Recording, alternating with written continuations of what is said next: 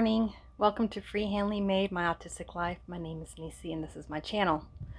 I got the first row sewed last night and I'm going to show it to you really quick.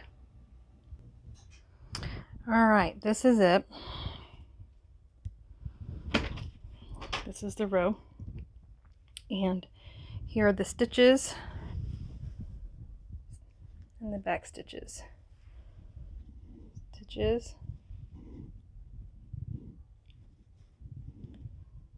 Back stitches.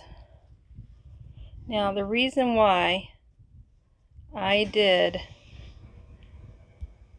the back stitch method is because this is going to my grandbaby, and we all know kids are rough on their things, and since I'm not doing this by sewing machine, I wanted the stitching to be extra strong.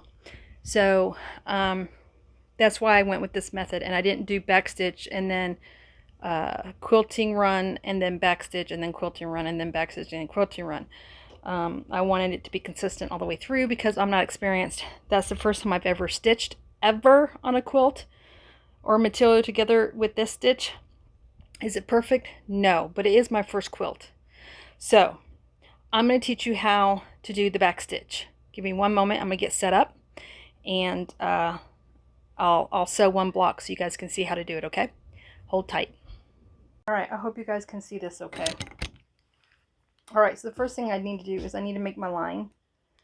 My white pencil isn't dark enough, so I have to use my disappearing purple ink marker. I've got my ruler right here, and this is where the end of the batting is, and I want to make sure that my stitching doesn't run into the batting because that would not be good, but at the same time I don't want it to be too far away from the batting either because it provides a nice solid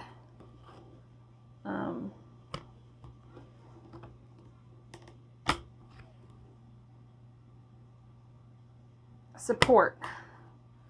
Alright, so I'm going to do my marking. Actually, I got this facing the wrong way. I don't want this to go anywhere, so I need to make sure I'm doing this even.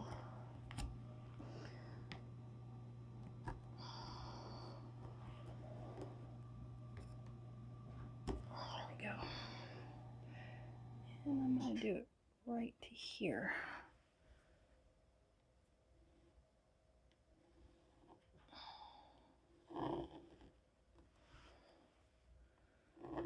I don't need this to be very dark because, right to this mark right here, I just need to be able to see it enough to do my stitches. Alright, that's ready to go. Now, to keep it secure while I sew, I'm going to pin it.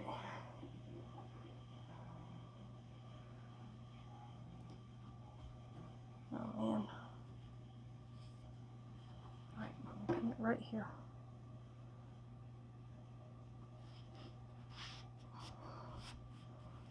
Hopefully you guys can see. I'm going to move this up just a little bit closer.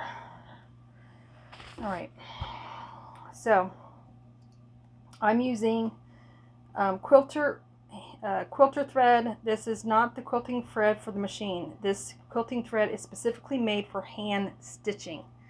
Okay, very important to know that. It is hard to get colors in hand quilted thread, but it can be found. If it's really hard for you to find hand quilting thread in a color you want, you can use 100% cotton or embroidery thread. Take a bar of soap, run your thread against the bar of soap and wax your thread, and then thread it. Alright, you're basically going to tie the end of the thread. I just wrapped around my finger. Oops, not too tight because now I'm going to lose circulation in my finger. The edge of my finger, I'm going to wrap around the thread a couple of times and make my knot. It's called the quilter's knot. I'm not good at this yet, so I'm very clumsy at it. Move this to the front, and then push it into the hole. Come on, go in. There we go. and then pull down. There's my quilter's knot. Now I'm going to thread my needle with my needle threader, which is pretty much beat up now. This is not a good quality threading needle, by the way. It's by Clover, and it's horrible. I'm actually going to have to buy a new one. So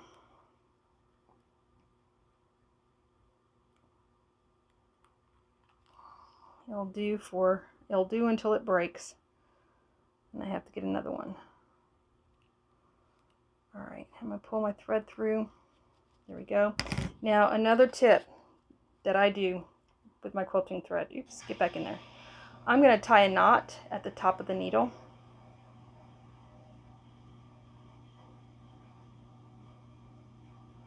And what this does is it keeps me from losing my thread and having to rethread it constantly.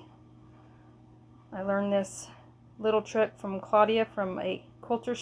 She owns a quilting shop here in town, and she belongs to the Quilters Guild, and this is what she does, and I'm so thankful she showed me. All right, so to get started, you want to start not at the end here. You want to start kind of in the middle of where your first stitch is going to be, from the bottom. Make sure you get it on the line.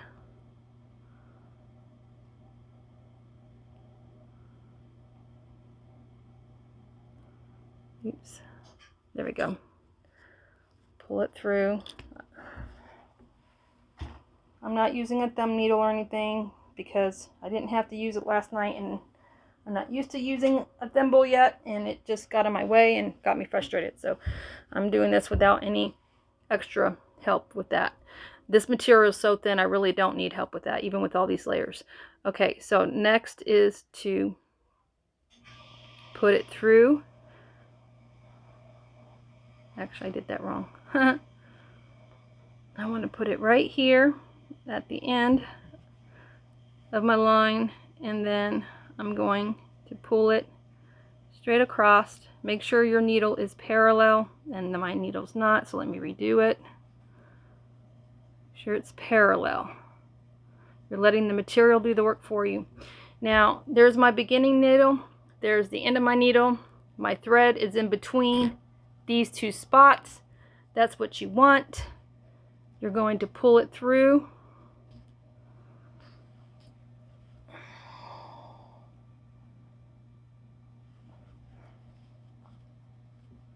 And there's your first stitch.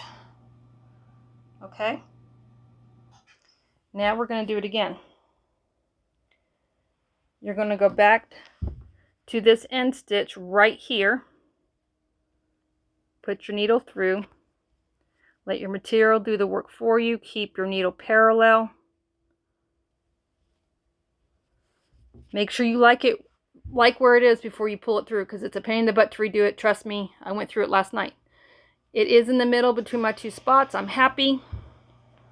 I'm going to pull it through. So this is what it's going to look like in the front. Your two stitches. This is what it looks like in the back. It's hard to see, I'm sorry, because this is red material. There you go. All right. I'm going to let you watch me stitch a couple more times. Put it through. Keep your needle parallel.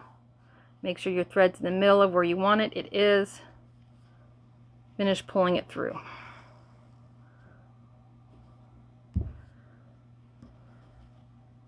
And again.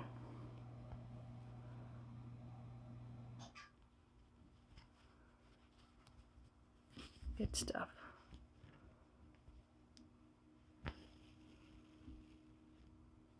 All right. I'm going to stop this here, and I'm going to restart it. And all I'm going to do is be quiet and stitch. And I'll put it on fast mode. And then the last stitch I'll film so you can learn how to end this stitch when you get done.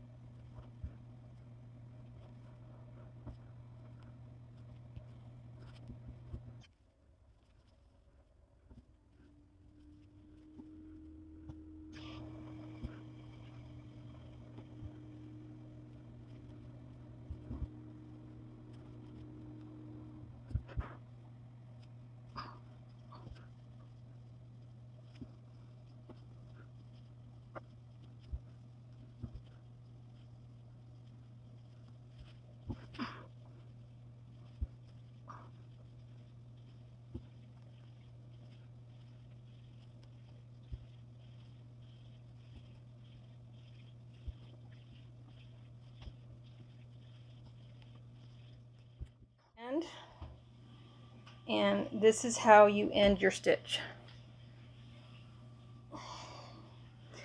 So you're going to come over here and you're going to the very end here. You're going to pull through, and then you're going to come down here. You're going to flip it over, and you're going to take your needle, catch a little bit of the material, go under the very last stitch, underneath the very last stitch, like this. Okay?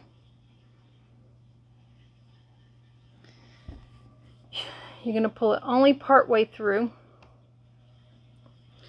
Oops. It's not what I wanted to do. Darn it. Darn it, darn it. And then, hang on, I messed up.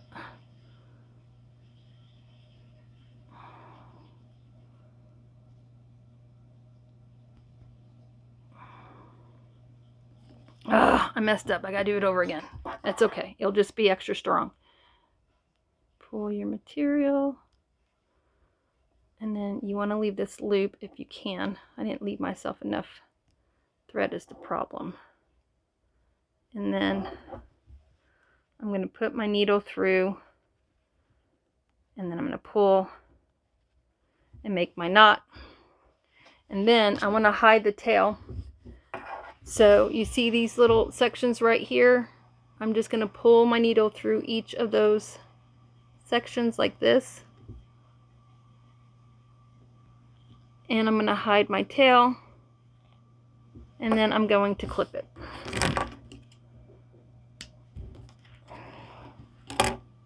And there you go.